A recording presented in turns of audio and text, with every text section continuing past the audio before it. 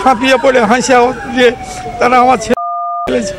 চাঁপাইনবাবগঞ্জে একটি গ্রাম্য সালিশের মধ্যেই প্রকাশ্যে এক প্রবাসীকে কুপিয়ে হত্যার প্রতিবাদে এবং হত্যাকারীদের গ্রেফতার ও শাস্তির দাবিতে মানববন্ধন অনুষ্ঠিত হয়েছে। রবিবার 30 জুন সকালে জেলা প্রশাসকের কার্যালয়ের সামনে ঘণ্টা ব্যাপী এই মানববন্ধন অনুষ্ঠিত হয়। সদর উপজেলার ইসলামপুর ইউনিয়নের বারোরশিয়া জয়নাল হাজির টোলা গ্রামবাসীর আয়োজনে এই মানববন্ধন সম্পন্ন হয়।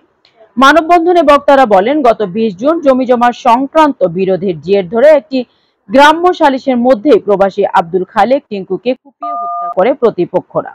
ঘটনার 10 দিন পেরিয়ে গেলেও এখন পর্যন্ত পুলিশ কাউকে আটক করছে না। এমনকি হত্যাকারীরা এখনো নিহতের পরিবারকে বিভিন্ন হুমকি ধামকি ও ভয়ভীতি দেখাচ্ছে।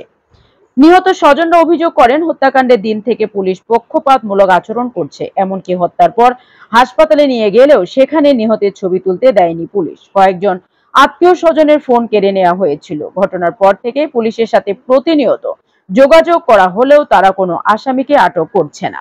নিহত প্রবাসী আব্দুল খালেক টিঙ্কুর স্ত্রী রাহাতুল জান্নাত জিয়া বলেন, আমি 7 মাসের অন্তঃসত্ত্বা, একটি ছেলে আছে, 2 সন্তান এতিম হয়েছে হত্যাকারীদের নির্মম হত্যাকাণ্ডে। আমি এর বিচার চাই। মাত্র 7 মাস হয়েছিল দেশে আসা, আবারও প্রবাসে যাওয়ার পরিকল্পনা ছিল, কিন্তু হত্যাকারীদের কারণে সব শেষ হয়ে গেল।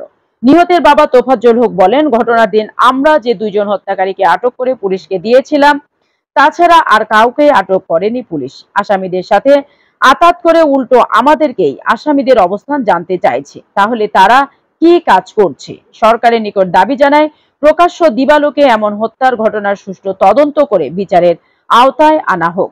এ সময় আসামিদের দ্রুত গ্রেফতার করে হত্যাকারীদের ফাঁসির দাবি জানায় গ্রামবাসী। মানববন্ধনে বক্তব্য রাখেন নিহত প্রবাসী আব্দুল খালেক টিঙ্কুর বাবা তোফাজ্জল হক, মা দুলালী বেগম, স্ত্রী রাহাতুল জান্নাত জিয়া, বোন লিমা খাতুন সহ অন্যান্যরা। এই বিষয়ে অভিযোগ অস্বীকার করে ইসলামপুর তদন্ত ফাঁড়ির ইনচার্জ ও মামলা তদন্ত কর্মকর্তা রাজিবুল ইসলাম জানান, আসামিদের আটক করতে অভিযান অব্যাহত রেখেছে পুলিশ। আশা করি খুব দ্রুত সময়ের মধ্যে তাদেরকে আটক করে আইনের আওতায় আনা হবে। ঝাঁপিয়ে পড়ে হাসিয়া যে তারা আমার ছেলেকে কেটে ফেলেছে।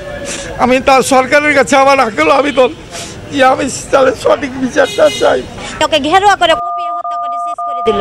আমার ভাইকে যখন নিয়ে এলাম, 2টা আসামি ধরিয়ে দিলাম, ওই 2টাই ধরেছে, আর তো পুলিশ আসামি ধরছে না। আমার 2 সন্তানকে এতিম করেছে। আমার স্বামী ন্যায্য বিচার চাই আমার পুলিশের কাছে, আর সরকারের কাছে ন্যায্য বিচার চাই। ন্যায্য বিচারের জন্য, যেহেতু মেয়ের তার স্ত্রীর পেটে বাচ্চা আছে একটা, কি করে খাবে?